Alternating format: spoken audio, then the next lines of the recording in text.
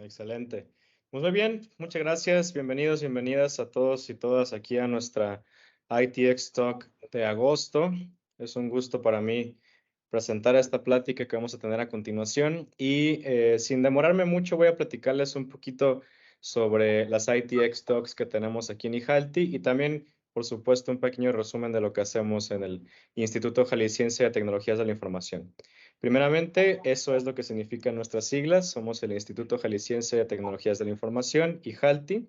Somos como lo dice su nombre, un instituto, una comunidad de tecnología en Jalisco, pero también somos un clúster que alberga a más de 80 empresas de tecnologías de la información, en su gran mayoría software a la medida, pero también inteligencia artificial, ciencia de datos, automatización, entre muchas otras cosas más aquí en Jalisco. Entre nuestros objetivos está, por supuesto, impulsar el desarrollo de esta industria aquí en el estado de Jalisco, pero también llevar la tecnología a todos y todas en el estado.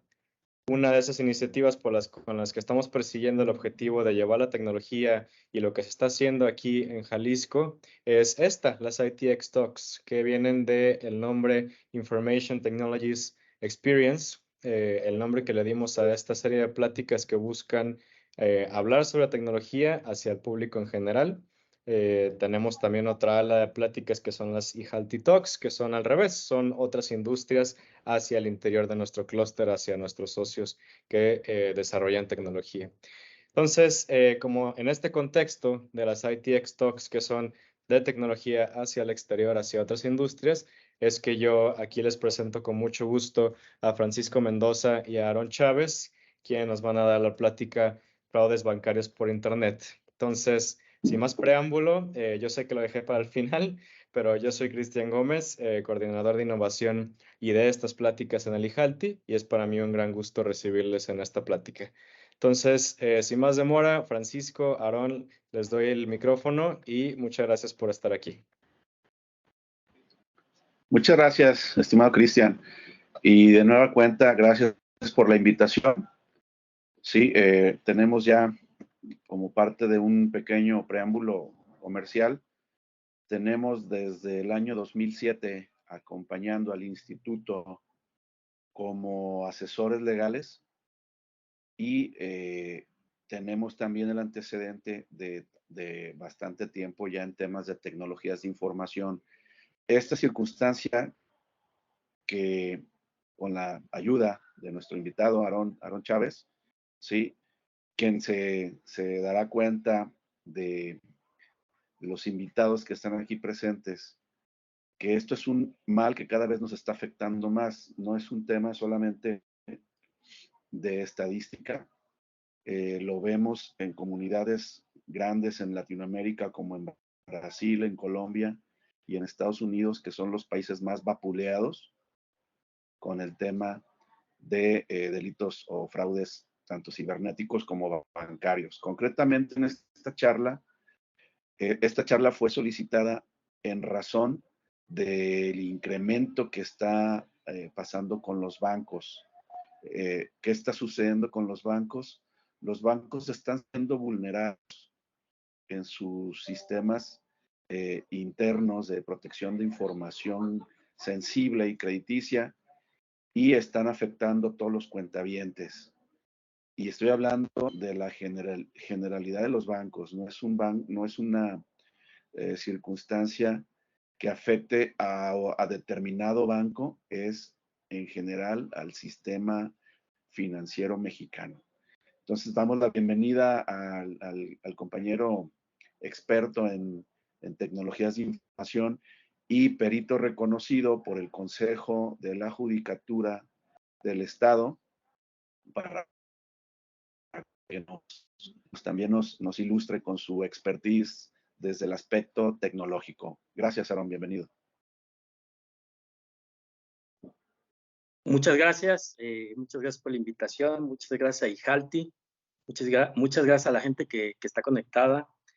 Y pues bueno, vamos empezando. Gracias por la presentación, estimado Francisco. Voy a compartir mi pantalla y ahorita me confirman si ya la ven. Parece que sí, ¿verdad? Bien. Sí, es correcto. Muy bien. Muchísimas gracias por la confirmación. Bien, pues miren, a mí me gusta empezar haciendo conciencia de las cosas. De repente uno pues vive la vida tan rápidamente que no es consciente o que no somos conscientes precisamente del momento histórico en el que estamos actualmente viviendo, ¿no? Esa imagen que está ahí, pues son unas personas que están haciendo un empleo, se empleaban más bien estas personas hace muchísimos años, se empleaban como knocker apps, ¿no? Son personas que obviamente, como se ve ahí en la imagen, pues despertaban, ¿no? Su trabajo consistía en despertar personas. ¿Qué hacían para despertar personas?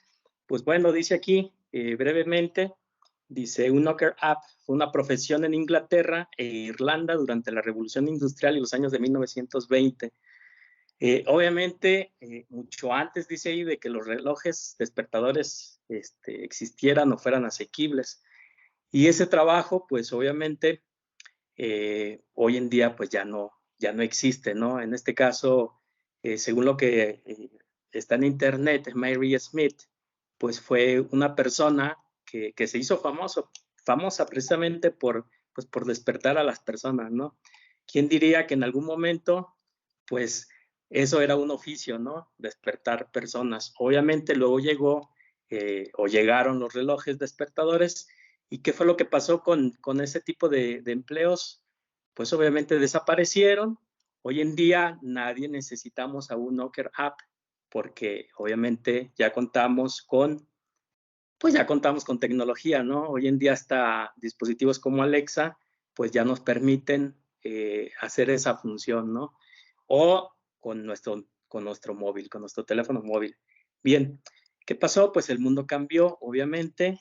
Antes yo recuerdo que uno iba a los bancos, bueno, lo sigue haciendo uno de manera física, uno va al banco, o antes iba al banco a hacer un depósito y normalmente te atendía un humano. Hoy en las sucursales pues ya nos mandan directamente a una máquina, a un cajero, o ya utilizamos aplicaciones, ¿no? Como Pizzo. Y bueno, pues, ¿qué está pasando? La tecnología está evolucionando, la forma en que estamos trabajando, en que estamos haciendo operaciones bancarias, en que nos estamos educando, en que impartimos una conferencia como en este momento. Y bueno, pues el mundo cambió y también ocurrió lo mismo. Yo recuerdo hace muchos años que mi abuelita pues iba a un médico a que le midiera la presión arterial. Hoy en día, obviamente, pues eso no es necesario, ¿no? Porque sabemos que hay dispositivos que hacen ese trabajo que antes un humano, un médico, solía hacer. Y así, ¿no? Podemos mencionar distintos ejemplos. Obviamente es otro, ¿no? Uber, con la llegada de Uber, pues Uber vino a revolucionar la forma en que se imparte un servicio de renta de automóvil, ¿no? Del taxi. Bien. Y bueno, pues lo mismo le pasó a la guía Roji. Si alguien no conocía la guía Roji, no se preocupe, eran mapas impresos, era como un libro de mapas y entonces la gente, antes de tener aplicaciones como hoy Google Maps o cualquier otra aplicación de mapas, pues la gente usábamos ese libro, ¿no? Donde estaba impreso pues todos los mapas de la ciudad. Hoy en día no, hoy es a través de distintas aplicaciones. Y pues no se diga con esto, ¿no? Las cámaras fotográficas analógicas, hoy en día pues nadie utiliza una cámara de este tipo porque toda la gente utilizaba nuestro móvil. ¿Para qué? Pues para tomarnos la selfie y en ese momento la subimos al Face y ya prácticamente da la vuelta al mundo en cuestión de minutos o de segundos. Bien, todo evolucionó entonces, lo mismo le pasó a Blockbuster, esa historia o esa triste historia ya la sabemos, ¿no?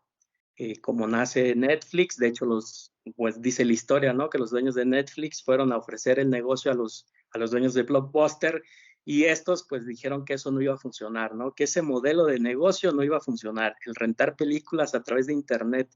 Se imaginan ahora entonces cómo han de estar de arrepentidos, ¿no? Los dueños de Blockbuster. Pero bueno, por eso es importante ubicarnos en el momento histórico en el que nos encontramos actualmente y pues podemos mencionar más ejemplos, ¿no? Eso que está a la izquierda es una lavadora vieja que quizás los más jóvenes ni siquiera conocieron, pero bueno, hoy en día hay lavadoras pues que ya a través de una aplicación podemos iniciar el ciclo de lavado, obviamente a través de internet.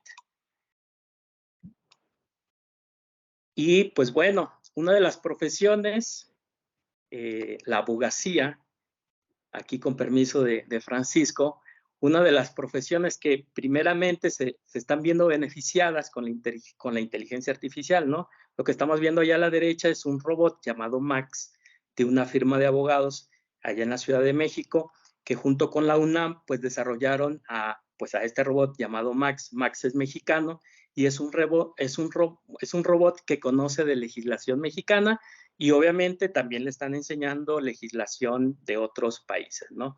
Eso no significa, porque luego los abogados pueden aquí reclamar, ¿no? Eso no significa que Max va a reemplazar a un abogado. No, bueno, no al menos hasta ahorita. Lo que hace Max es eficientar, generar un expediente electrónico y ayudar a las personas. Y entonces ya una vez que Max tiene un expediente electrónico, lo puede canalizar con un abogado humano.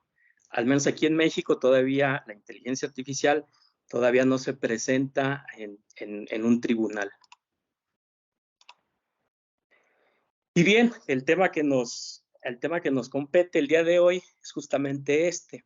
Miren que antes, bueno, todavía sigue existiendo el delito tradicional, el delito a mano armada o el delito físico, digamos, en el mundo físico.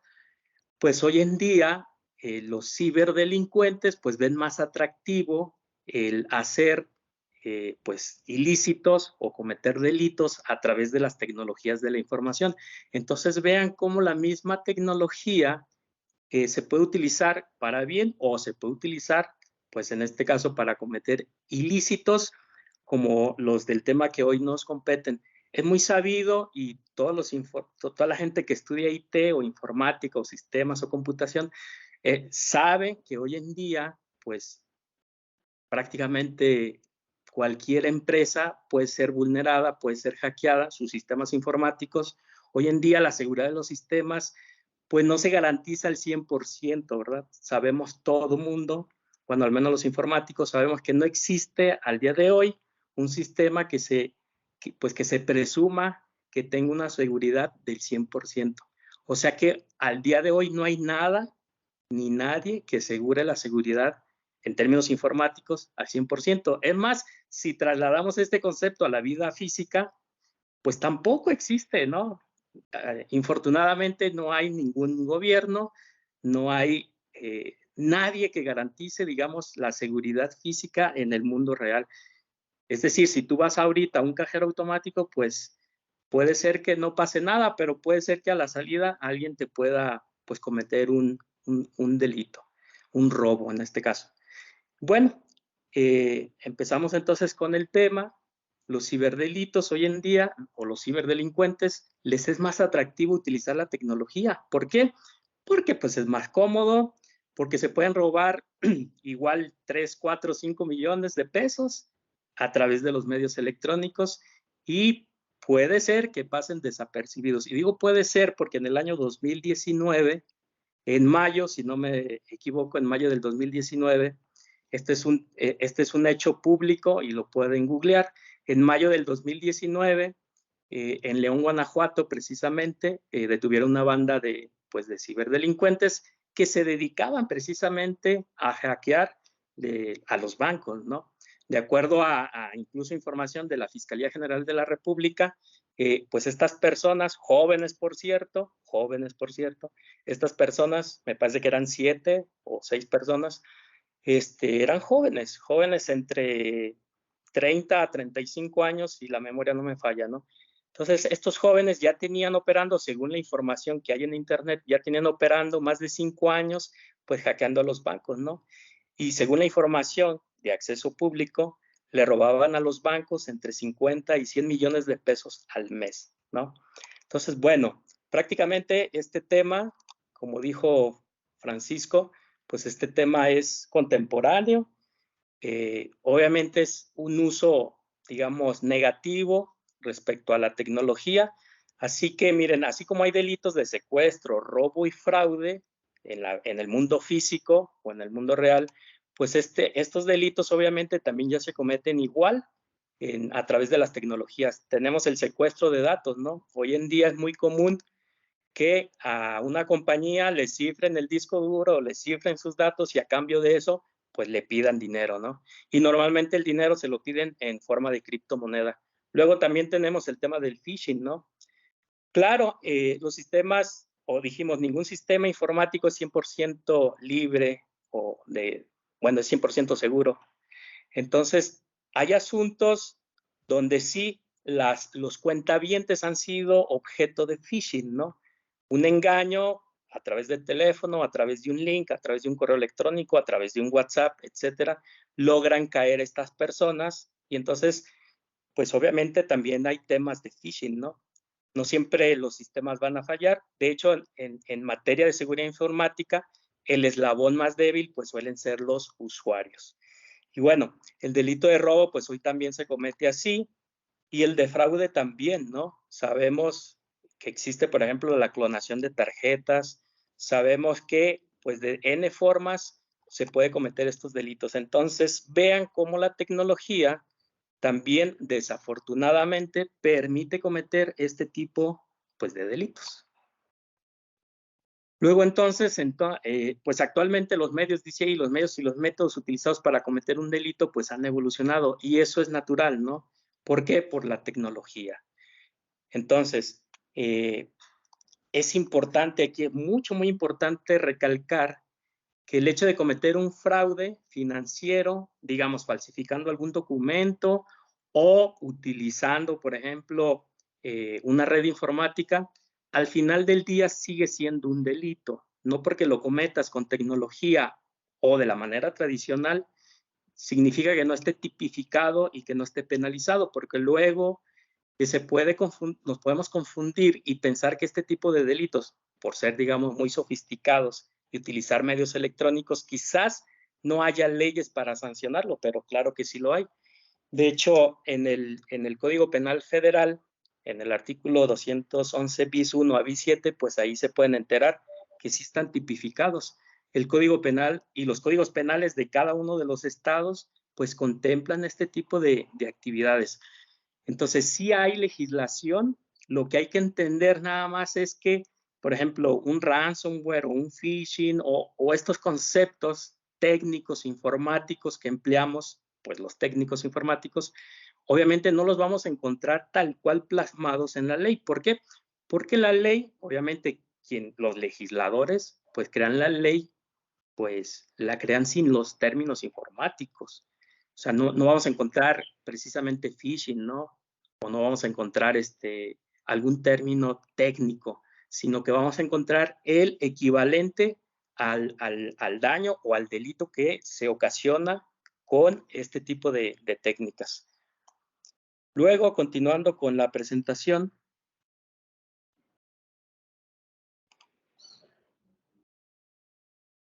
Bien, aquí toma relevancia la informática forense, ¿no? Tal vez los que estamos aquí, algunos saben o han escuchado de informática forense, pero ¿qué es la informática forense? Bueno, la informática forense, para hablar de informática forense, tendríamos que hablar de ciencias forenses. Normalmente cuando uno no está relacionado con las ciencias forenses, al menos a mí me pasó así al principio, yo escuchaba de ciencias forenses e inmediatamente pensaba pues, en el Instituto Jalisciense, por ejemplo, ¿no? De ciencias forenses que iba o que va y recoge un cuerpo, ¿no? Pero no es así. Las ciencias forenses en realidad es, como dice ahí, la aplicación práctica de todas las ciencias, incluida la ciencia de la informática. Las ciencias, ¿para qué? Para resolver diversas cuestiones jurídicas a través de una investigación de corte científico. Luego, entonces, existen diversas ciencias forenses, aquí están. Me parece que no se actualizó. Ok, ahí está. Tenemos, por ejemplo, la criminalística, tenemos a la criminología, a la química forense, a la medicina forense o legal, a la psiquiatría forense, a la fotografía forense, a la grafoscopía, documentoscopía, etcétera. a la cibercriminología, de hecho, que es una parte de la criminología también, pero bueno, yo a lo que me voy a enfocar es al tema de informática forense. Y entonces, ¿qué es la informática forense? Pues la informática forense es la aplicación de la ciencia de la informática, pero en un contexto legal. Es decir, es una ciencia que se va a basar, o que se basa, mejor dicho, en la informática para establecer respuestas a hechos presuntamente delictivos. Y decimos presuntamente delictivos porque obviamente nadie es culpable hasta que se le demuestre lo contrario. Entonces, la informática forense obviamente se puede definir de distintas formas, pero básicamente es el uso de la ciencia de la informática en un contexto legal. Ejemplo, cuando a alguien le cometen un robo, un fraude, digamos, de repente la gente entra a su banca electrónica y resulta que ya no tiene, pues ya no tiene el dinero que tenía, ¿no? Que ya se lo transfirieron a otra cuenta. Entonces, ¿qué ocurre aquí? Bueno, pues él va y pues puede hacer dos cosas y normalmente la gente va a Conducef y luego después de Conducef se va a un juzgado, a un tribunal, a hacer una demanda por la vía mercantil pues para reclamarle al banco, ¿no? Que esa operación él la desconoce, que no la efectuó. Y entonces ahí empieza un proceso legal. Luego entonces, para que el banco demuestre, en este caso, que sí o no el cuentaviente realizó la operación que desconoce, se tiene que ofrecer pruebas.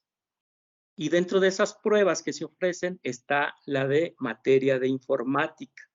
Y ahí es donde se utilizan los recursos de la informática forense, porque la operación materia de reclamo o materia de demanda se realizó utilizando pues dispositivos electrónicos, ya sea una banca electrónica a través de un navegador web, utilizando una computadora de escritorio, una laptop, o a través de un smartphone, utilizando la aplicación misma de la institución bancaria. Entonces, a partir de ahí surge la prueba, o sea, hay que hacerle al juez del conocimiento que se tiene que demostrar ese hecho a través de los medios electrónicos. Y entonces la ley contempla dentro, por ejemplo, en el caso que nos ocupa, en el Código de Comercio, pues viene obviamente un apartado, en el Código de Comercio viene un apartado del ofrecimiento de las pruebas. Y ahí es donde entra este tipo de prueba, la prueba pericial en materia de informática y o en materia de informática forense. Bien, continuando entonces, les comparto un estudio de caso. Este fue de una demanda mercantil, esta fue por 6 millones de pesos. En lo personal me ha tocado asuntos, el más pequeño relativamente, el más pequeño fue de 72 o 75 mil pesos. Y ya los más grandes pues han sido de millones de pesos y también de millones de dólares. De hecho, hoy mismo me notificaron en un juzgado, me designaron como tercero en discordia, donde se ofreció una prueba pericial en materia de informática por un importe de $500,000 de pesos. Entonces, esto cada vez, desafortunadamente, se está volviendo en algo, pues en algo común. Claro, es algo muy negativo porque la gente tiene que ir y pues colocar la demanda en los tribunales y ahí es donde empieza pues este tema, ¿no? El tema técnico informático. Bueno, este es un extracto del escrito inicial de demanda. En el punto 4 dice ahí, como consecuencia de la prestación inmediata anterior, por la inmediata restitución o reembolso de 6,190,000 pesos que fueron sustraídos indebidamente de la cuenta número tal, relativa al contrato Crecimiento Pyme Ascenso, dice, a nombre de tal, sin autorización, instrucción, voluntad ni consentimiento de mi representada. Entonces, bueno, prácticamente está diciendo la persona, ¿no? El afectado, oye, pues me robaron 6,190,000 pesos de mi cuenta, yo no lo autoricé, yo no di la instrucción, yo no lo consentí, no fue con mi voluntad. Y entonces, bueno, empieza el tema, pues el tema jurídico, ¿no? De la demanda. En ese asunto en particular, la institución bancaria demandada, no voy a decir nombres, aunque Francisco ya dijo, ocurre de manera general, o sea, le ocurre a todos los bancos. Entonces, en ese momento, en esta demanda de los 6.190.000 pesos, lo que hizo la institución bancaria fue ofrecer el acceso a sus sistemas informáticos, porque obviamente nosotros en informática forense trabajamos con cierta metodología y trabajamos con cierta normativa, ¿no? Nos apegamos a ciertas normas técnicas, claro, siempre, en todo momento también actuando conforme a derecho, conforme a la ley. No podemos hacer, aunque técnicamente sea posible hacerlo, no podemos hacer algo que no esté dentro de la ley. Bien, entonces, en este asunto, el banco demandado exhibió en el juzgado estos datos técnicos, nos especificó las direcciones IP de sus servidores, eran unos servidores virtuales que tenían AIX versión 7. AIX, bueno, es un sistema operativo tipo Unix o tipo Linux, y bueno, la marca, el modelo, el número de serie, ¿no? De los equipos donde originalmente se habían registrado las operaciones, en este caso la operación de 6.190.000 pesos. Luego entonces, bueno, este es un instrumento legal. Aquí es donde el juez, un juez de aquí de la ciudad de Guadalajara, un juez oral mercantil, ordenó a través de un exhorto a otro juez de la Ciudad de México, porque las instalaciones de este banco se encuentran ubicadas allá. Entonces ordenó vía un exhorto a otro juez que nos constituyéramos, ¿no? Las personas, los expertos en materia de informática, y como dice allá al final, dice, y permitirán el acceso a los diestros, a los servidores de cómputo, así como al sistema y base de datos que serán objeto de análisis dentro de las instalaciones de la institución bancaria demandada. Es decir, tenemos que comprobar que efectivamente lo que el banco, pues las pruebas que el banco ofrece, efectivamente estén reflejadas en los sistemas de cómputo bancarios. Luego entonces, una de las pruebas que siempre los bancos ofrecen son las bitácoras transaccionales o las bitácoras de operaciones. Además de eso también ofrecen bitácoras de contratación. Además de eso también ofrecen bitácora de logs RSA, que son los que versan acerca de los tokens con los cuales se efectúan las operaciones bancarias. Pero en este asunto en particular, algo que a mí en específico me llamó la atención es que esa operación había tenido un inicio de sesión desde esta dirección IP que se ve aquí en pantalla. Luego, al momento de hacer la geolocalización de esta dirección IP, pues como se ilustra ahí, resultó ser de Malasia, ¿no? Siendo que la persona que reclamaba pues los 6 millones era una persona que habitualmente realiza sus operaciones bancarias aquí dentro de la zona metropolitana de Guadalajara. Entonces, pues este tema, este país que nos apareció ahí, Malasia, pues sí nos encendió las alertas, ¿no? Bien, luego entonces, miren, la Suprema Corte, obviamente, los altos tribunales en nuestro país están plenamente enterados de este tema. Son conocedores, son sabedores de este tema. La primera sala de la Suprema Corte de Justicia de la Nación, de hecho, emitió en el 2021, cuando estábamos todavía aislados en pandemia, emitió una tesis jurisprudencial donde decía que para efectos de que el banco logre demostrar que efectivamente un cliente realizó la operación que está reclamando, es necesario primeramente que el banco demuestre la fiabilidad de sus sistemas informáticos. Luego, entonces, una vez que demuestra la fiabilidad de los sistemas informáticos, pues ahora le toca al cliente demostrar, bueno, eso jurídicamente se conoce como la carga de la prueba. Inicialmente la carga de la prueba o la carga probatoria la tienen las instituciones bancarias. ¿Por qué? Porque obviamente ellos tienen acceso a sus sistemas de cómputo, a sus bases de datos, donde están todas y cada una de las operaciones registradas de sus cuentahabientes. Entonces, cuando salió esta jurisprudencia, que fue en el 2021, pues a mí me dio mucho gusto porque de cierta forma uno como informático sabe y conoce que quien es dueño del sistema, en este caso las instituciones bancarias, son los dueños de los sistemas. Ellos tienen acceso a la información, ellos almacenan la información, está en poder de ellos la información de todas y cada una de las operaciones que nosotros como cuentavientes realizamos en las bancas electrónicas, ¿no?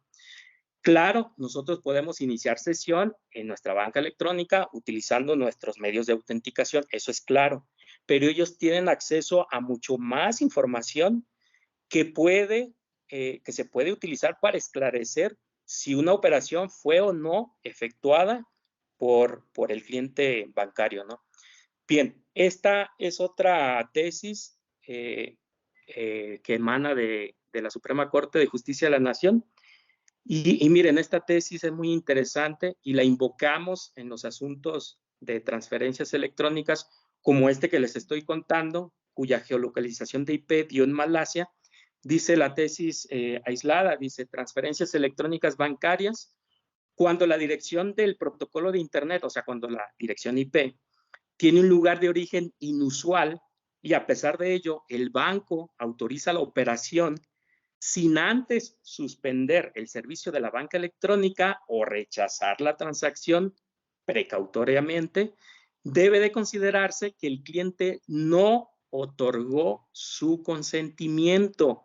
Ojo aquí, aún dice, aún cuando se hayan utilizado todos los factores de autenticación necesarios para probarla. Es decir, aún cuando en la bitácora transaccional quede registrado el token, las claves dinámicas que genera el token, tu nombre de usuario, tu contraseña, todos los factores de autenticación, aún así, dice ahí, aunque suceda eso, el banco debe de manera precautoria, debe rechazar esa transacción. Y entonces, obviamente, esta tesis se hace valer pues ya en el juicio, en la audiencia de juicio, se hace valer esta tesis para que el juez pues la considere al momento de emitir su sentencia. Básicamente, si la dirección IP desde donde se registró esta operación no es la habitual que uno utiliza, digamos, si tú siempre haces operaciones bancarias aquí en la zona metropolitana de Guadalajara y resulta que ahora te sale una dirección IP de Malasia, bueno, entonces puedes hacer valer este recurso jurídico para que el juez pues tome cartas en el asunto al momento de emitir su sentencia. Previo a esto, obviamente se tiene que hacer un análisis informático de la bitácora transaccional y ahí es donde analizamos pues básicamente todos los registros que el banco ofrece en sus bitácoras de operaciones, ¿no? Y obviamente, pues vamos a las instituciones bancarias, ellos se conectan a sus sistemas gestores de bases de datos, ejecutan los queries que tengan que ejecutar para obtener pues los registros que obran acerca de esa transacción. A veces también es muy común que en un juicio pues se le pida al banco que no solamente ejecute queries para obtener la transacción de la fecha en que ocurrió, sino que, digamos, de todo el mes, o incluso me ha tocado ver bitácoras de todo un año completo, con la intención de, obviamente, al analizar una bitácora transaccional de todo un año completo, puede sacar patrones de comportamiento habitual que tiene esa cuenta, ¿no? Y en el caso que les estoy compartiendo, sí, efectivamente, se comprobó que todas esas transacciones o las transacciones que no reclamó, en este caso pues la persona afectada o la parte actora en términos jurídicos, se demostró que efectivamente no había utilizado su banca electrónica fuera de la zona metropolitana de Guadalajara, pero se usó en el momento de realizar esta operación de los 6 millones que les he compartido. Luego, continuando con la presentación, bueno, ya esto es como más técnico. Obviamente, por ley, los bancos están obligados a tener sus factores de autenticación, ¿no? Y así como hoy en día utilizamos en nuestras aplicaciones el segundo factor de autenticación o el 2FA, obviamente también la Comisión Nacional Bancaria de Valores obliga a los bancos aquí en México a tener factores de autenticación. Por ahí en el artículo 310 de las disposiciones de carácter general que le aplican a los bancos, establecen cuáles son los factores de autenticación y los establece en base a categorías. Por ejemplo, la categoría 2 es la que habla acerca del NIP y acerca de la contraseña que utilizamos para tener acceso a la banca electrónica. Luego el factor de categoría 3 es el que habla ya del segundo factor de autenticación, que es utilizado a través de los tokens, ¿no? Y los tokens, pues sabemos que hay tanto físicos como virtuales.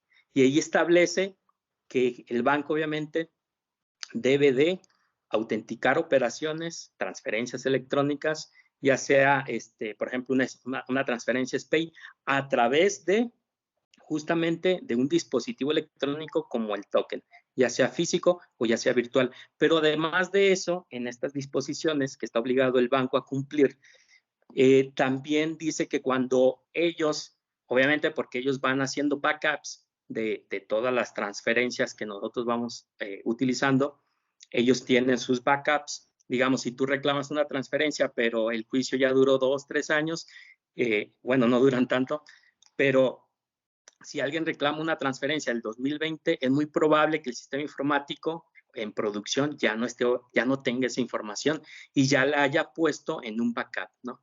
Entonces, una vez puesto en un backup, el banco, la institución financiera puede ofrecer ese backup como prueba y dentro de esa prueba o dentro de ese backup está obligado el banco demandado a asegurar por ley, tiene que asegurar la inalterabilidad de esos datos. En términos informáticos, o mejor dicho, en términos matemáticos y más propiamente en términos criptográficos, hay algoritmos que calculan valores hash, ¿no? Los técnicos sabemos que los valores hash son básicamente funciones matemáticas que generan un número de longitud fija. ¿A través de qué? De funciones o algoritmos matemáticos criptográficos con la característica de ser irreversibles y pueden generar a partir de cualquier conjunto de datos un número de longitud fija que normalmente son números en formato hexadecimal, ¿no? Del 0 al 9 y de la A a la F.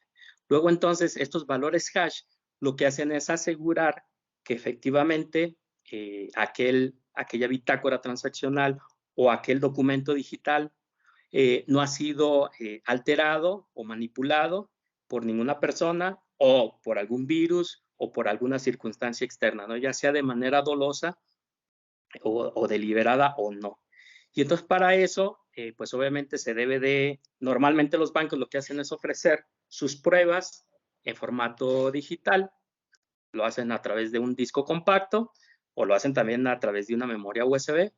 En la nube no me ha tocado recibir pruebas, obviamente por el tema, pues el tema delicado, ¿no? De los datos. Entonces se exhibe en los juzgados un USB o se exhibe un CD.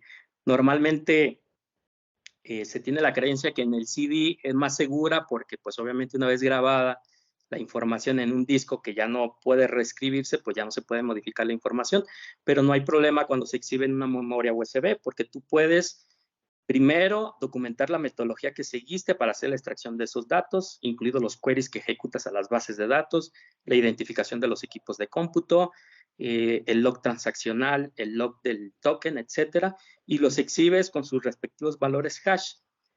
No me ha tocado a la fecha, y es lo que muchas veces me peleo con los bancos, técnicamente hablando, no me ha tocado a la fecha que ofrezcan pruebas en una imagen forense. Lo correcto es ofrecer pruebas en una imagen forense y también en un formato, digamos, común, como es Excel, ¿no? Un formato que cualquier persona pudiera leer en un equipo de cómputo. Pero de acuerdo a la metodología de informática forense, se debería de ofrecer en una imagen forense, porque la imagen forense, al final de cuentas, es el recurso informático que va a asegurar que esa evidencia, primero, emana de una fuente de origen, en este caso de los equipos de cómputo, de los discos duros del banco demandado. Y en segundo lugar, pues al crear o al generar imagen forense, que hay herramientas especiales para hacer eso, estas herramientas generan la imagen forense y además calculan los valores hash. Bueno, pongo puse esta captura de pantalla porque luego en un procedimiento, bueno, en este estudio de caso que les estoy compartiendo, el banco demandado exhibió, sí, en un medio, en un dispositivo de almacenamiento permanente, toda su evidencia, y además calculó los valores hash, pero los calculó utilizando una herramienta de la línea de comandos de Windows, que se llama certutil, ¿no? Y certutil, bueno, pues si ustedes googlean por ahí, se van a encontrar con cosas no muy afortunadas al respecto de esta herramienta, ¿no? Entonces es muy importante la metodología, pero también es muy importante qué tipo de herramientas estás utilizando, porque eso va a evitar que se contamine la evidencia, ¿no? Que se hace llegar ante un juzgado. Y bueno, pues esa es la información que yo encontré, y obviamente se le hice del conocimiento al juez, porque el banco pues obviamente utilizó esta herramienta, ¿no? De la línea de comandos. Es muy importante cuando se ofrecen pruebas en materia de informática en un tribunal, es muy importante seguir metodología, y es muy importante también qué tipo de herramientas estás utilizando para ofrecer pruebas. Porque luego entonces, si tú le haces de conocimiento al juez que esta herramienta pues por alguna razón no es la adecuada, por las razones y motivos técnicos que tengas que rendirle al juez, pues eso puede, digamos, en términos simples, tumbar esa prueba.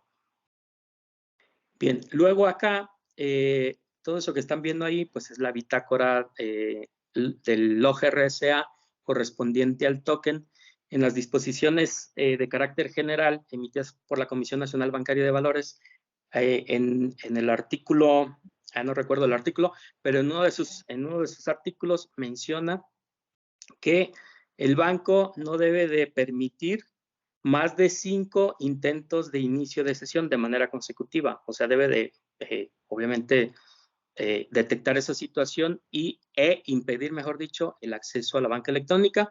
Para este asunto, pues también se demostró pues que fueron más de 5 intentos, ¿no? De acceso. Obviamente, toda esta información es de corte técnico. No es la idea en esta plática, pues, explicar todo eso, pero dentro de lo que están viendo ahí, los que saben del tema, hay direcciones IP, hay valores hash, hay mensajes de autenticación o del resultado de alguna autenticación, etcétera. Y pues como les comentaba, hay normativa en términos informáticos. Por ejemplo, hay una norma mexicana cuyo código vigente es NMX Romano 1289 de NICE del 2016. Esta es acerca de las tecnologías de la información y versa específicamente de la metodología de análisis forense de datos y guías de ejecución. También está otra norma, aquí no está, pero la 27037, igual de NICE, y que tiene su concordancia con la norma internacional ISO/IEC 27037 del 2012. Luego también hay guías técnicas, por ejemplo esta, que deriva de la Agencia de Investigación Criminal. Es una guía técnica de cadena de custodia de evidencia digital, ¿no? De hecho, ahí, en esa guía se visualiza ahí un hash SHA-256, ¿no? Y habla acerca de la integridad de los datos. Entonces, es muy importante, pues, ofrecer pruebas así. También el Poder Judicial de la Federación tiene sus lineamientos para la obtención y tratamiento de los recursos informáticos y o evidencias digitales. Habla de las imágenes forenses, también de los valores hash. Y obviamente también hay normatividad internacional. De hecho, la Universidad de Carnegie Mellon,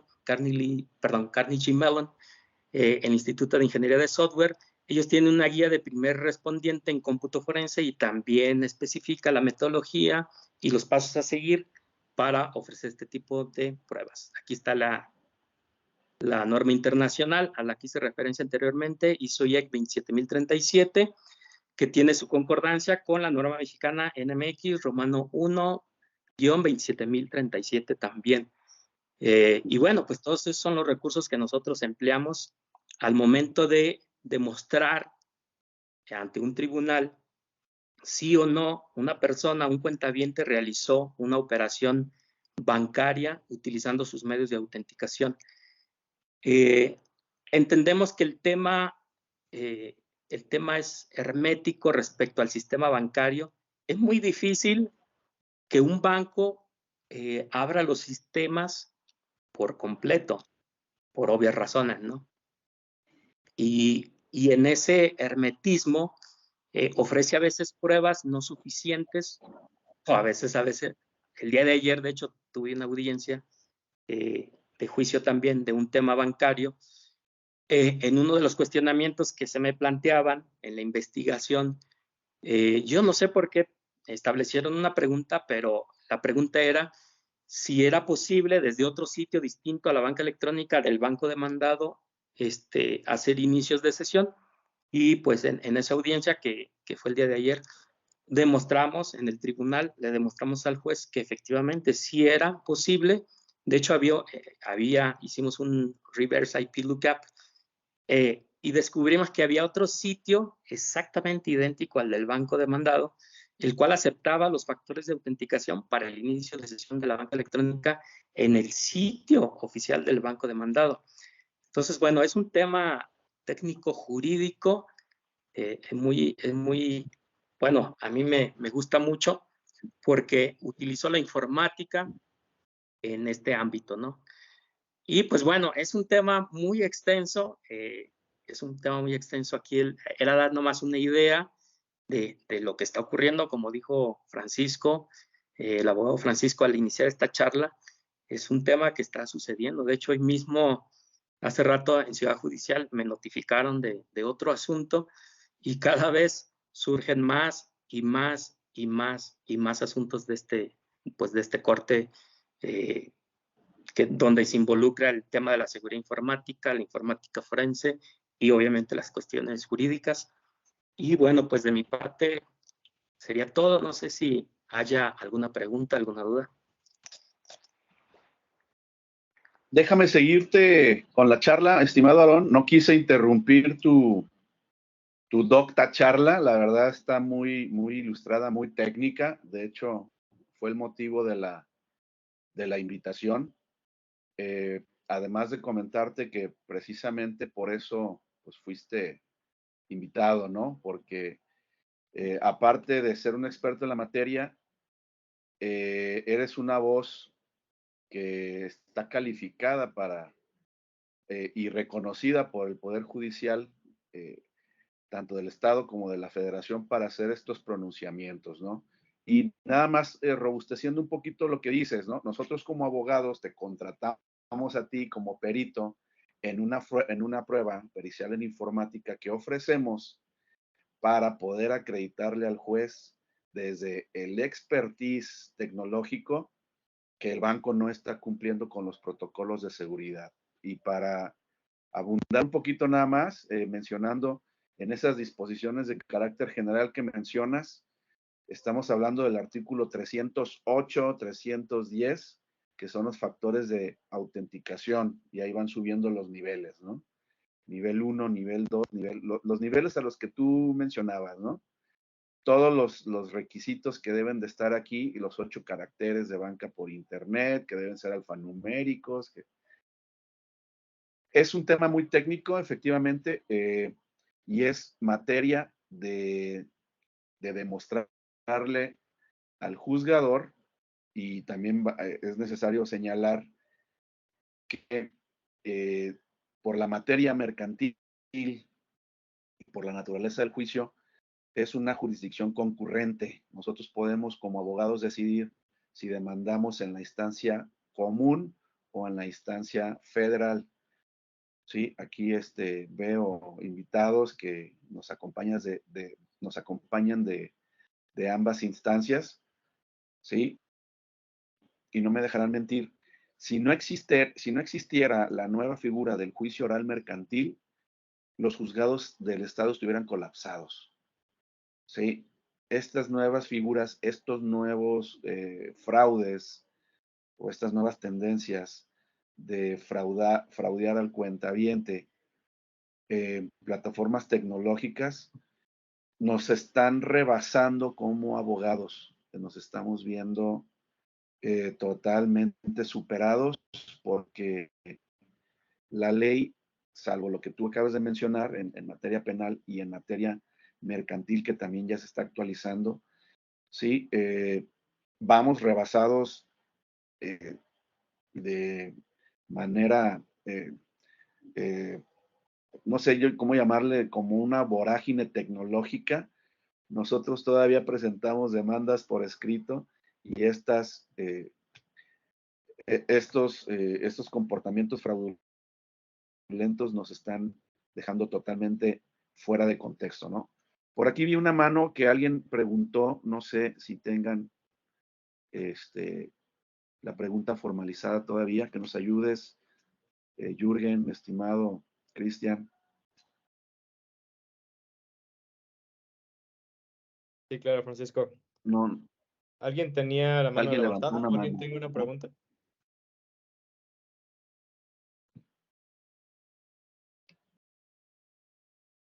No, bueno, yo lo único que quisiera agregar, sí, Listo. está. Es Marco. Adelante, Marco. Hola, ¿qué tal? Bueno, la pregunta que tengo es un poco más técnica. Al momento de las comprobaciones y lo que mencionaba Aaron, de los hashes y todo, ¿realmente sí son inalterables? ¿No se puede hacer como un reverse, devolver o tratar de duplicar un hash?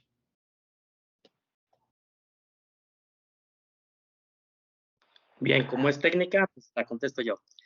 Efectivamente, Marco, de hecho los algoritmos criptográficos, hay dos que ya lograron, que ya colisionaron, ¿no? Es decir, que a partir de dos archivos digitales cuyo contenido es distinto, se logró demostrar que efectivamente se podía obtener o calcular el mismo valor hash, cosa que técnicamente no debería ocurrir. Cuando ocurre eso, pues estamos hablando de una colisión de hash, ¿no? En términos criptográficos. Y eso ocurre, obviamente, y no lo dudo que pueda seguir ocurriendo, pero afortunadamente en este caso los algoritmos criptográficos que colisionaron son MD5 y el SHA-1, ¿no? Estos dos algoritmos, de hecho, ya no se recomienda ofrecer pruebas digitales utilizando estos algoritmos porque precisamente ya colisionaron. Y eso significa entonces que, pues bueno, esa prueba podría, pues no podría gozar en absoluto, matemáticamente hablando, de lo que debería de asegurar la integridad, ¿no? de la misma. Entonces ya colisionaban esos dos algoritmos. Yo en lo particular no los utilizo, o bueno, al menos las herramientas de cómputo forense siguen generando hash con estos dos algoritmos que mencioné que ya colisionaron, pero aún así uno puede y tiene, afortunadamente, tiene la fortuna de contar con otros algoritmos como SHA-256 o como SHA-512, que al día de hoy pues no se ha logrado demostrar, al día de hoy, no se ha logrado demostrar que hayan sido pues vulnerados, ¿no? Aunque, bueno, con la llegada del cómputo forense, del cómputo cuántico, es muy probable que estos algoritmos pues algún día puedan ser lo que hoy en día no pueden ser, ¿no? Hackeables o vulnerables. En términos de seguridad informática, pues todo va evolucionando y qué bueno, porque pues no nos podemos quedar con los sistemas criptográficos que se utilizaban en el pasado. Hoy en día pues ya no es posible. Con la llegada de la inteligencia artificial seguramente vamos a ver todavía más, con mayor sofisticación a este tipo de algoritmos, pero sí, efectivamente tiene razón, algunos algoritmos ya colisionaron. Gracias por la pregunta.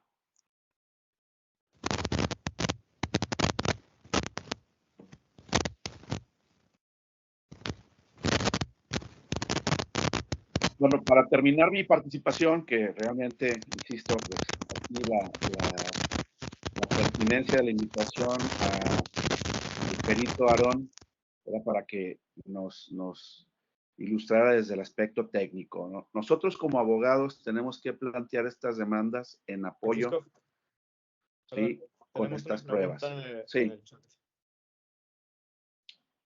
adelante. Javier, no sé si gustes decirlo en voz alta o leemos tu pregunta. Claro, hola, gracias, la puedo leer. Hola, ¿qué Perfecto. tal? Gracias por la presentación. Y bueno, la pregunta es, con base en el ejemplo que nos presentaron, Tengo la curiosidad, ¿los juzgados qué tanto realmente están abiertos a entender, procesar y darle el debido peso a estas pruebas y evidencias técnicas que el perito está presentando en este caso? Sí, mira, comentarte que el motivo de esta charla es precisamente porque se le está ganando a los bancos lo que anteriormente no se podía. La Corte se sensibilizó con el problema que nos está avasallando y le está dejando la carga de la prueba a los bancos. Nosotros también en la oficina somos abogados de un banco, ¿sí? Para otras circunstancias, pero lo que hemos escuchado por parte de los funcionarios bancarios es que jamás te van a permitir que se entrometan en los sistemas de seguridad bancaria hasta la cocina, aquí como nos platicó el compañero Aarón.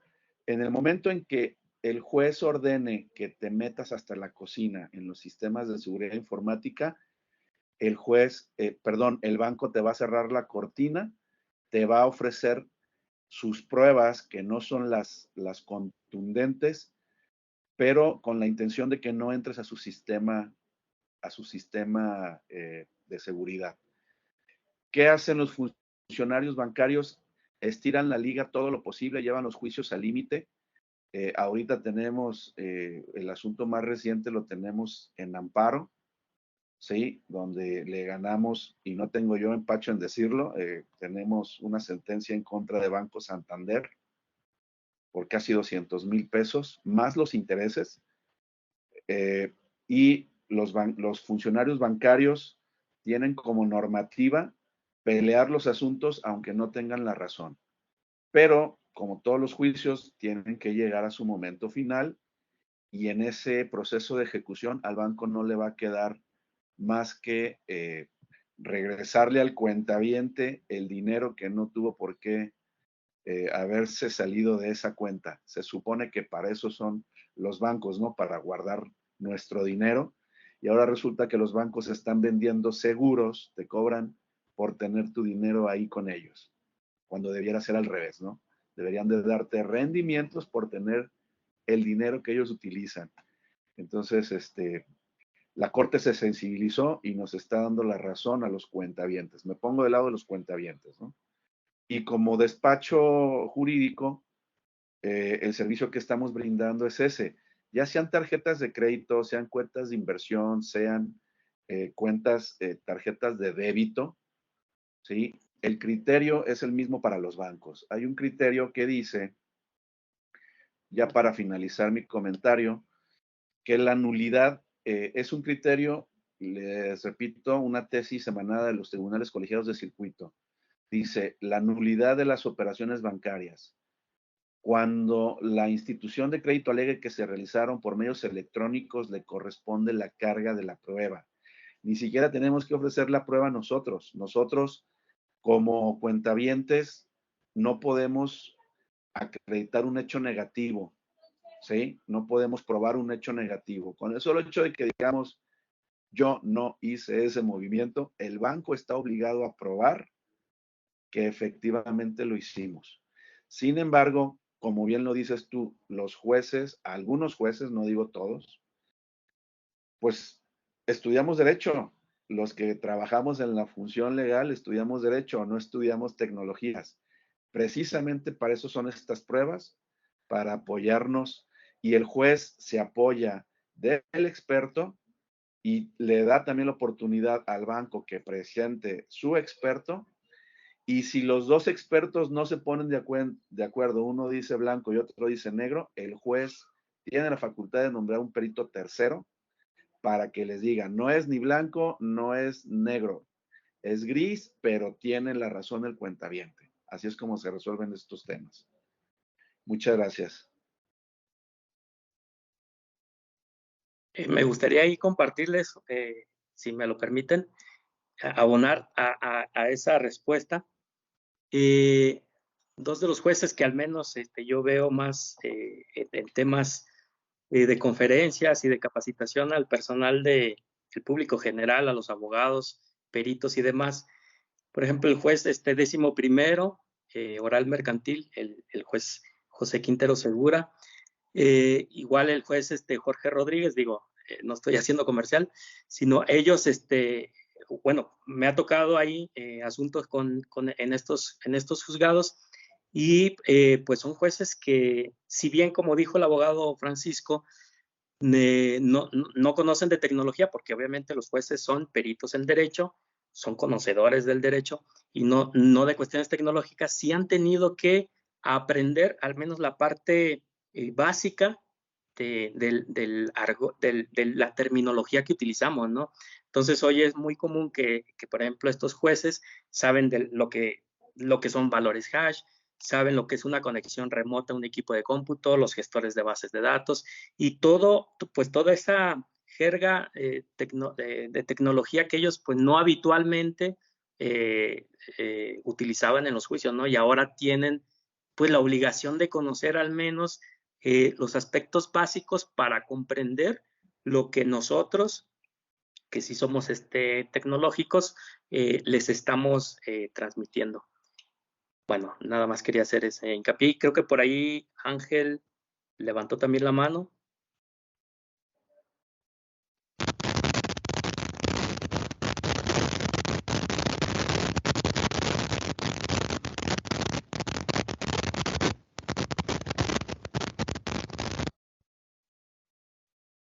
Creo que no, bueno, yo acá no alcancé a escuchar. Sí, no Sí, creo que tenga un problema de exactamente. audio. Pero dejó su Sí. comentario en el chat.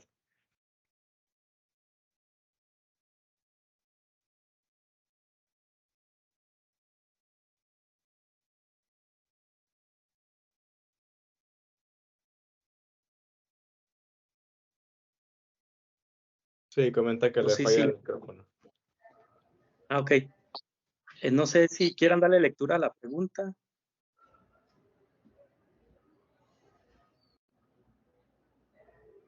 Sí, sí, ya te la leo si quieres, Aaron. Muchas gracias. Comenta, si ya colisionan ciertos hash, ¿por qué hay instituciones que los usan? Es decir, ¿por qué no se han descontinuado, inhabilitado para su uso? Bueno, específicamente en el tema que nos compete, porque no voy a generalizar, pues a veces es por desconocimiento, porque me ha tocado ya argumentar esa situación en los tribunales y pues bueno, al menos la parte contraria no establece lo contrario, justamente. Entonces, puede ser por desconocimiento, puede ser también por carga laboral. Es muy común que cuando ofrecen las pruebas los bancos, de hecho hoy me tocó justamente en un asunto que me designaron como tercero, que el banco designa al perito A, al perito B o al perito C. En virtud de que obviamente los bancos trabajan siempre con los mismos expertos informáticos por el tema, ¿no?, sensible de la información.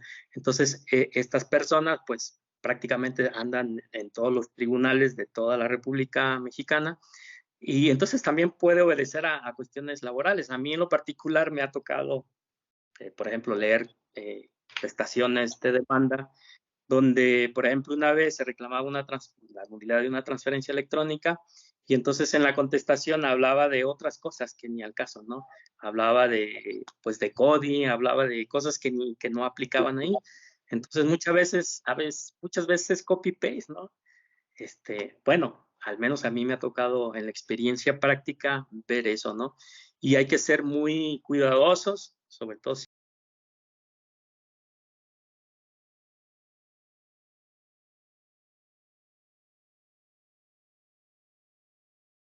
Aaron, creo que te muteaste. perdón. Listo.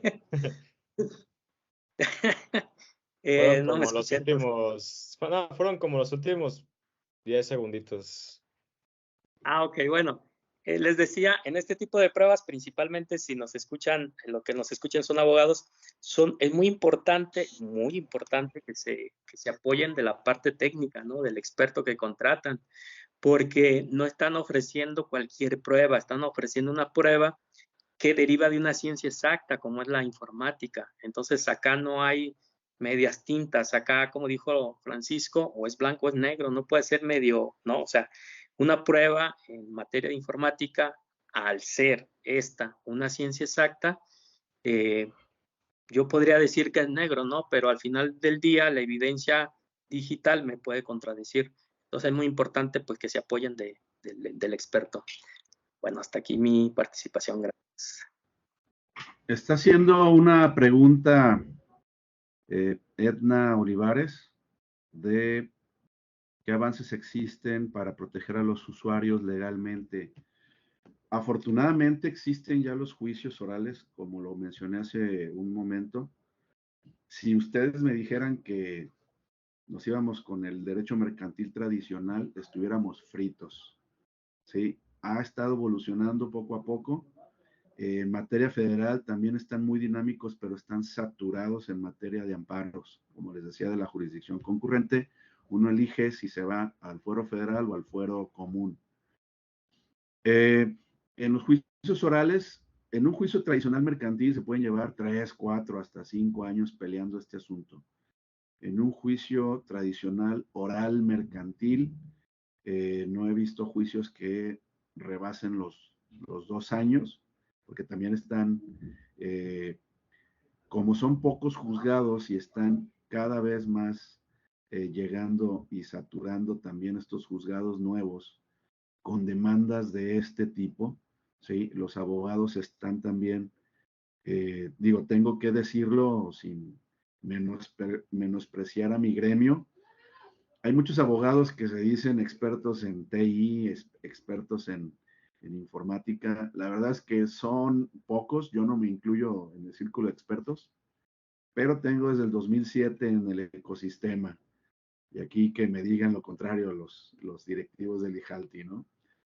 Somos pocos los que tenemos involucramiento en esta materia, son pocos los expertos y todos están a prueba y error. Si no hubiera el acompañamiento de los expertos técnicos, estuviéramos dando palos de ciego. ¿Sí? Creo que, sin temor a equivocarme, estamos en el umbral de dar el paso al derecho cada vez más dinámico. No digo que en el Estado no estamos a la altura todavía de un derecho digital, ¿sí? No hay presupuesto que ajuste con temas de ciberseguridad. El IJALTI tiene un comité de ciberseguridad al que yo pertenezco y no estamos ahí todavía. Este país no ha entendido, y me refiero a país como tal, este país no ha entendido que estamos rodeados por los ciberdelincuentes. Hay que darle un poquito más de seriedad al asunto. Los criminales digitales los tenemos todos los días. Hoy me reportaron un hackeo de una cuenta de unos amigos. Ya estaban pidiendo dinero en nombre de otras personas. Entonces, nos están dando hasta por debajo de la lengua.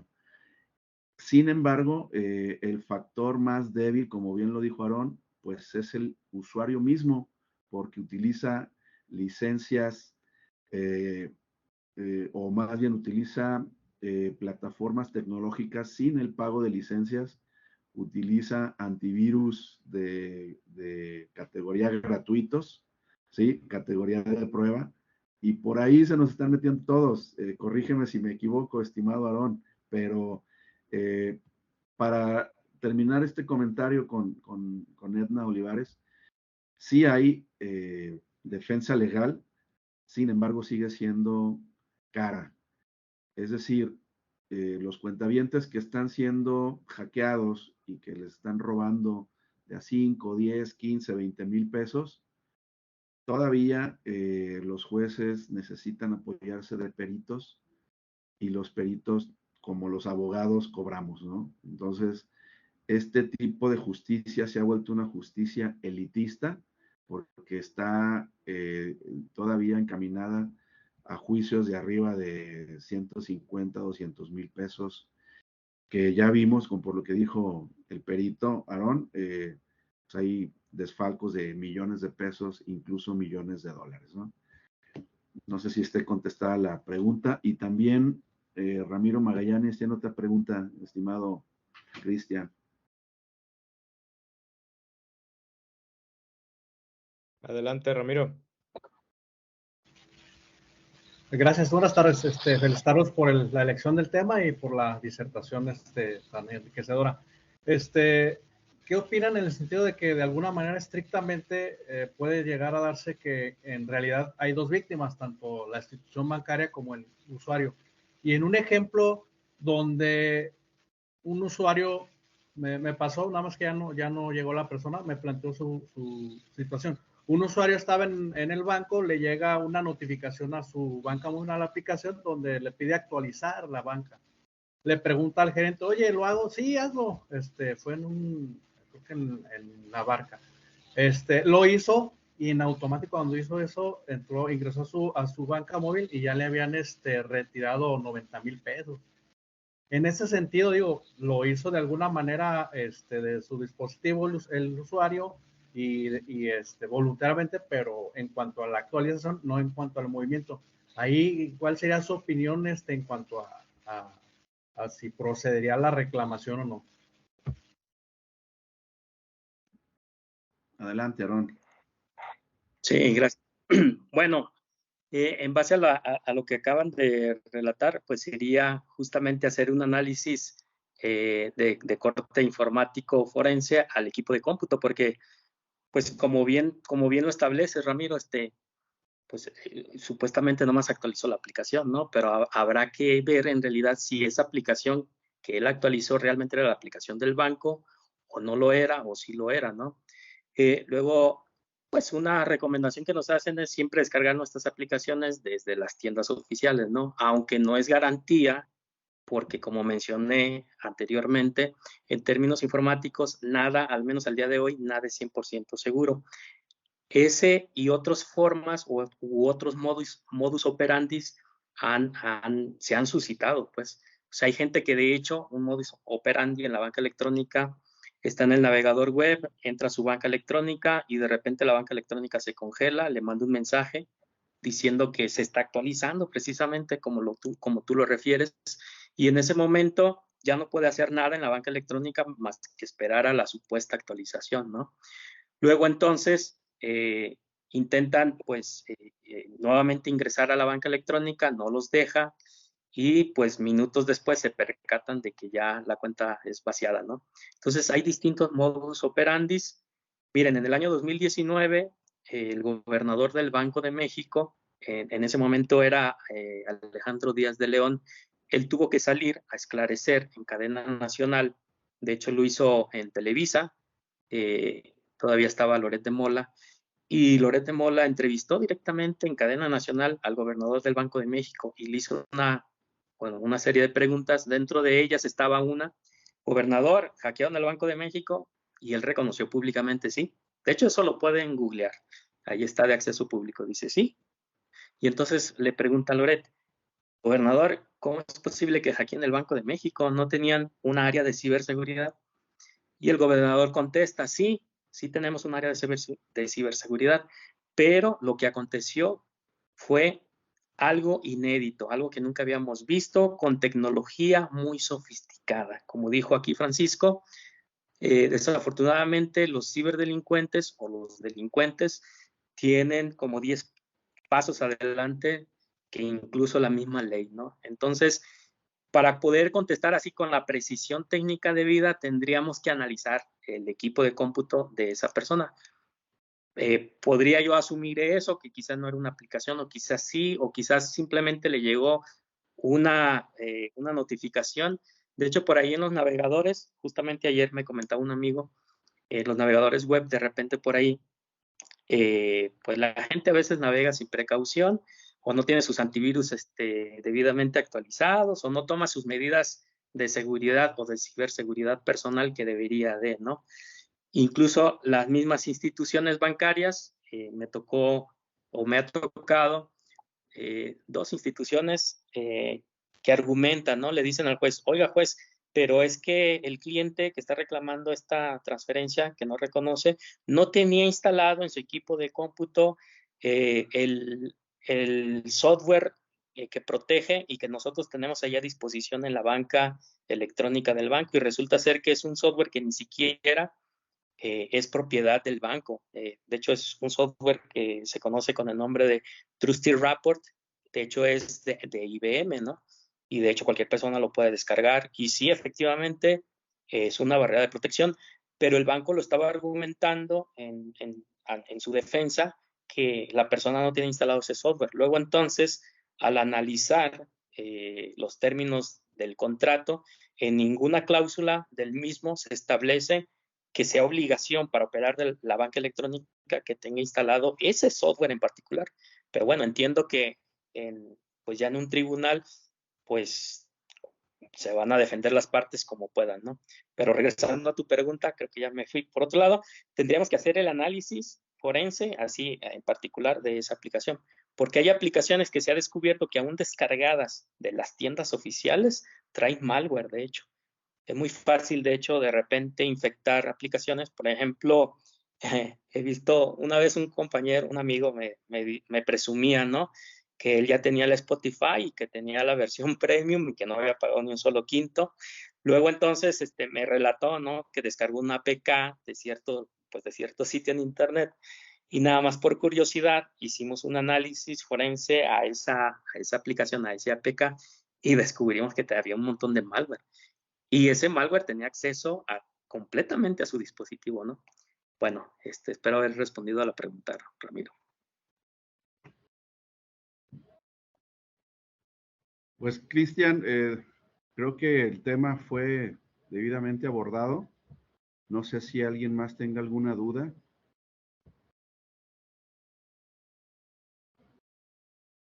¿Alguien más gusta preguntar o comentar algo antes de que nos vayamos? Como resumen, Aarón, ¿quieres hacer algún comentario?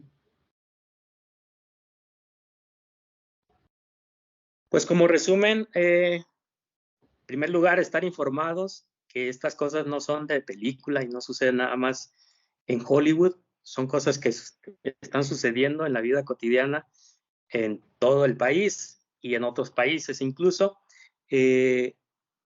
Yo me atrevería a decir que actualmente el 80% de los asuntos que llevo en materia de informática forense tienen que ver con transferencias, bueno, con este tipo de temáticas, ¿no? Y pues nada, recomendarles estar informados. Siempre la información, como bien sabemos, la información es poder, pero siempre y cuando apliquemos, ¿no? Porque de nada me sirve saber, como dijo Francisco, pues tener un buen antivirus, ¿no? Y si hay que pagar por él, pues hay que pagar por él. Es una medida de protección para mi equipo de cómputo, ¿no? Si eso lo sé, pero no lo llevo a la práctica, pues de nada sirve saber. Así que la información es poder, sí, siempre y cuando la apliquemos, ¿no? A nuestra ciberseguridad, pues personal. Y bueno, aquí también viendo el comentario de Luis Rentería y adelantándome al comentario de Aarón, el criterio de la Suprema Corte es que el banco está obligado a seguir los protocolos de seguridad. En ese sentido, estoy seguro que el banco tuvo que pagar esos 6 millones de pesos, salvo que Aarón me diga lo contrario. No, de hecho sí, de hecho esa vez me tocó en la audiencia pues ver la sentencia, ¿no? Que emitió el juez y obviamente le condenó al pago de los 6 millones más los accesorios, ¿no? Y fue muy enérgico en esa sentencia, pero sí efectivamente condenó al pago al banco. Sí, mi comentario, Cristian, ya también para despedirnos, es de que día a día se está avanzando más en la justicia, en los temas, en este tema que nos preocupa. Los fraudes bancarios, efectivamente, el banco también es víctima, pero el banco tiene la obligación de contratar seguros por los cuentavientes. Es decir, si el banco no paga ese seguro, el banco obtiene el pago del seguro y el que sale perdiendo al final es únicamente el cuentaviente, porque los seguros se pagan de los mismos rendimientos del dinero que tenemos ahí guardado. Sí, la recomendación, no dejen de consultar una vez, o digo, ojalá y no les pase, pero cada vez estamos más cercanos en ese círculo, estamos más cercanos a que nos suceda, ¿sí? Sigan los protocolos de seguridad, no abran líneas que llegan por WhatsApp. Si el sistema donde están haciendo una transferencia se colapsa, inmediatamente cierren su computadora, un buen antivirus, paguen su licencia. O sea, todas las recomendaciones del usuario final que se les puedan hacer son necesarias. Y en caso de que los lleguen a perjudicar, pues nosotros somos de los despachos en Guadalajara que llevamos ese tipo de defensa por temas de fraudes bancarios, ¿no? Y pues los datos de contacto los tienen aquí en el IJALTI. Somos abogados del IJALTI desde el año 2007. Fuimos abogados de Ciudad Creativa Digital, hicimos el proyecto de Jalisco Digital desde el despliegue jurídico y pues no nos sentimos ni expertos, pero tampoco desconocedores de la materia.